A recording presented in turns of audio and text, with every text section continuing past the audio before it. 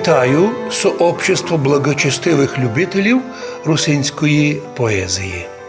У програмі «Недосказаноє» нині маємо в гостях нашого поважного русинського поета-публіциста, збирача народного фольклора Михайла Чекивдю. Вітаємо! Привіт. Маємо радость із того, що коли говорили за наших русинов, що русинське движення, русини представляв всього лише стареньких людей, старенькі бабки, що молодежь уже позабивала русинський язик. І вдруг за останні 15 років, хоча 30 років ми видимо то чудо, як звучить наш язик, появилися на горизонті літератури русинської молоді люди. Дорогий наш брат Михайло Чекивдя, просимо вас, хоч в пару словах, представтеся сам, бо найліпше чоловік сам представить себе. Хто ви? Де вися родили? Де то та чудесна земля, то красне село, котре родило талановитого поета і, думаю, в будущому і писателя? Звати мене Михайло Чекивдя. Я се родив у селі Березники, то є село у Верхній Боржарі, у Мереморошові. Там їм се родив, виріс, як повісти.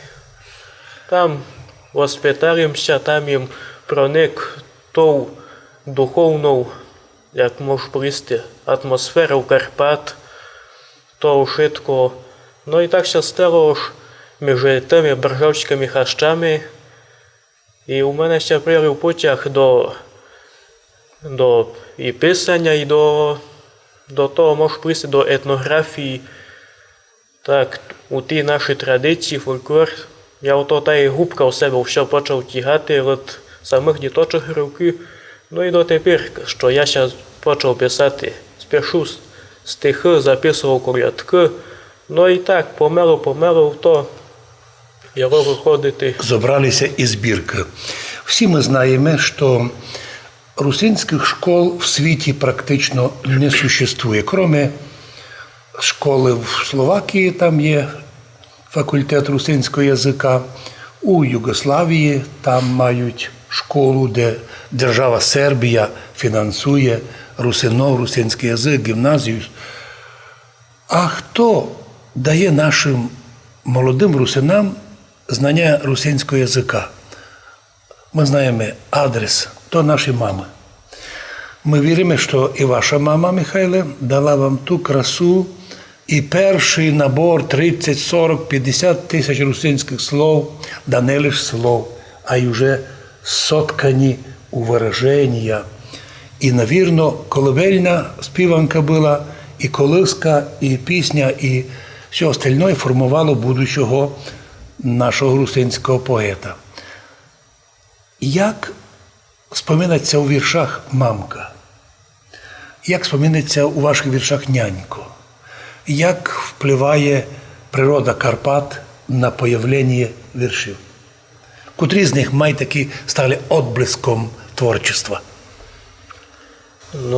Отблиском так і не можу повісти. То вже для мене, про мене, то я що напишу, міся видить так мало недооцінюв, то видить міся, що послабо треба над тим то вдосконалювати. А вірші у мене, коли брати їх, та там можу повісти в кожному вірші є таке ще споминати з родичі. То у мене все і життя. Бабка, мамка, дідик.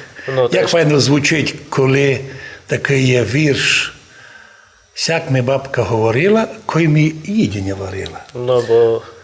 Так се споминає нараз бабка, бо, як повісне, чесно, то у кожного з нас бабка, то у нас були професора. Коли видали в школі, кому є розумний на світі, то діти мною казали, хоч кого. Ми казали всі, моя баба. Навірно, і в вашому житті бабка зіграла таку велику роль, щоб сформувати будучого знавця. Знавця і русинського язика, та не лише знавця, а ще то скласти, соткати у приємні, красиві вірші. А ну, люби, який стих би сте нам іменно в своєму прочтенню предложили? Я прочитав, ну тут треба предісторію, мушу повісти, бо у кожного стиха є предісторія, ну ще так треба повісти, тут є стих, йой промок басрину і пан, і все за мову права прощена най буде.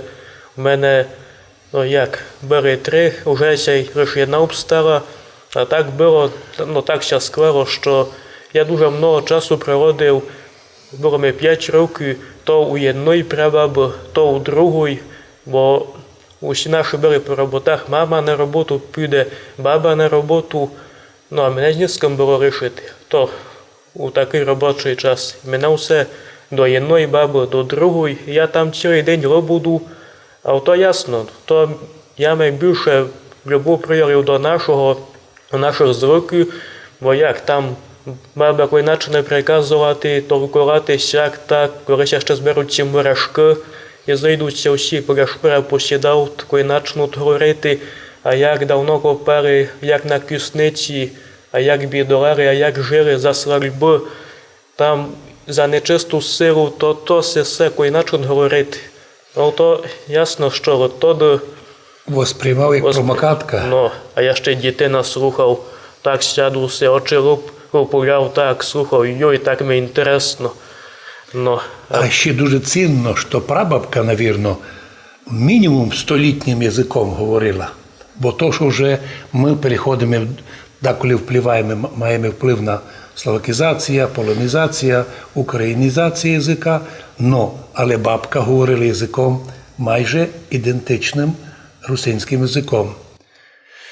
Ну що ж, туди очередь на вірш, на стих.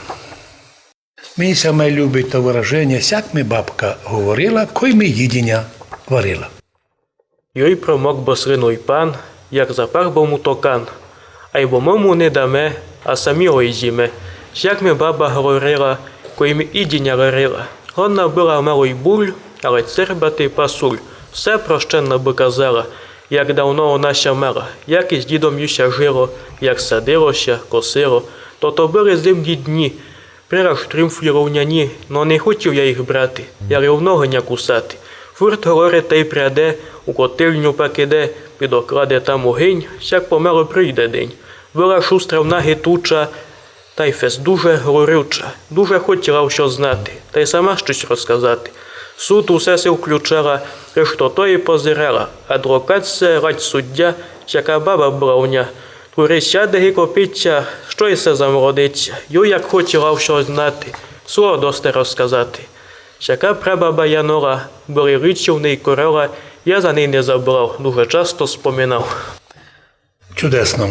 Чудесно, що наші предки, особливо наші бабки, бо бабка це англічани кажуть grandmother, значить величественна мама. Німці кажуть großmutter, тобто теж величественна мама. А наші бабки дійсно ті настоящі мами, котрі всіх нас воспитували. Який би ми предложили нашим любителям русинської поезії другий стих? Добре був до кожного предислов'я. Ну ясно. Туйк у мене такий стих фіглярний за пікницю. Я люблю їсти пікницю у смак. Ну то як іще. Тут вже якраз і за все підходить говорити, бо настає сезон такий. Сріжанина, вже будуть морози, вже помало чуляться перує. І по селу чути, говорять там жони, але коли будете поросяти різати, але коли аткорам буде різати, аж так, ген так, усі ся перуть, то вже благодарять морози, то якраз буде файно, бо ще солонина будила і пікниця, і шу, і турка ся би начинила. Ну, а я пишу в останній час на таку сільську така сільська романтика, так то називав. Там чисто наші звики, деколи фіглярно подасти в то, би чогать то читала, ну і так ся пруча, то що то чога десь то любить, бо то живить наш. Воно то любиться, бо ми в тому живемо. Ми, русини, маємо свій образ питання, то, що нас окружає. Ведь русини завжди мали чисту екологічну їду. Швидко дома своє було. А як ото звучить у стихах? як люблю їсти, пікнечу у смак. Тепірка, зараз і майпак. У бодірці файно пробужену, смажену, але сиру солену. Но як мені її, люди, не любити, вона ми пораз годна ще й преснити. Ошпой, узьменя, та й з'їж дораб, та так і їм, який француз жаб. У всякі страви у нас ща фест перує, чудесний аромат чиляде дарує. Но я май люблю бужену сиру, ріжу на дарабчики, гися ту дуру, топиться у роті, так ге чоколада, який би була, пікне цівня лада, бом хоч нараз приступ се дістав, но я б скоро всю і схоснував. Да, мило звучить. Так ге чоколада. Наші діти усі пам'ятають слово чоколада. Раз у нас в Ужгороді діти общалися із вихователькою, а вона каже: діточки, я вам приготувала дуже красний подарок, но на букву Ш. А ну, угадайте, а діти ніяк не могли догадатися, а вона потім каже: я вам наведу шоколад. А діти наші русни хором: а, чоколада. Іменно чоколада, як восприймалася наша їда, русини мали завжди кост питання природньої, доброї, домашньої. То не так, як нині йдеш у супермаркет та не знаєш, якоїсь купив. Між прочим, все знав казати, що в супермаркеті, коли йдеш купувати щось, то у них там є аптека. Обов'язково підеш потім лікуватися після їхньої їди. А ми видимо, що наша русинська їда і чоколада, то приємно було. Воно, і вряд ли це можна було переїсти, бо не було перед ким спішити. Но зимні праздники були чудесні, коли пов'язані були з приготовленням до Різдва, тобто різали, перебачте, свинки і формувалася їда на цілу зиму. Що наслідуюче таке інтересне було би? Ну, той у нього такое тоже фігурний стих, ну то тоже, точно так пише, коли що прийде в голову, я то записував, все таке тоже фігурний вірш. Ось як мені шкода тих, хто в Африці живе, то я подав, як я їх розумів, я їх шкоду, бо вони не знають, що таке колядування, що таке сидіти біля шпира на печиці буль. Не знав, що, як то сукати, але ще там сидять і не знав наших красних зрок. Я у фігурному тому. То видить, що не лише такий, ми всі такі. Ми усі такі, нам видить, і живя в Карпатах, що хишка в Карпатах у 10 разів дорожча, ніж Лондонський дворець. І наша їда ліпша, ніж все на світі, а шкодувалися ми Африку. Правда, в Африці нині уровень життя вищий, ніж у нас, але по порядку. Що там так інтересно в Африці? Хто там такий жиє, що вони навіть не підозрюють, що як то красно жити у Карпатах? Шкода тих, хто в Африці живе. Вони ленаси нігда не дарили, капусту сочну й у малий гордив, вони сешуга нігда не солили. Не треба їм, бо у них не є зими. Стрілами їм не треба наробляти, а й бо і так, я дуже їх шкоду, не сигінята не йдуть колядувати. А декотрі решеся тим хвалять: у нас тепло, не треба нам ще гріти. Не знав то вони, кой на другий мороз, як біля шпира файно се сидіти. Дорогич докласти, бульси на печі, на стиру щоси красно розокрасти, поприги соли, рибча теж хлерок, фригуть булем на свинячі масти. Вони в мороз не ріжуть поросята, видав і не чули за добру сріжанину, не чинять гуртку, не варять шкварки, не будять пікницю, що й та солонину. І много раз не годні нам казати, за газ вообще нам цидули не йдуть. Сигі не гречата, перед Миколаєм на підоконник чобіт не кладуть. Я їх шкоду, коли мришмаче мав, на пару днів їх у зимі забрати, на шпирі бульбам чидало на пік, приніс із поду струча нам сукати. Удивительний стих. У ньому майже весь набор на столі, що маємо свіжанини. Удивительно, що у многих русинських поетів ця тема займає важне місце. Чому? Бо русини помнили, що хижа починається з кухні.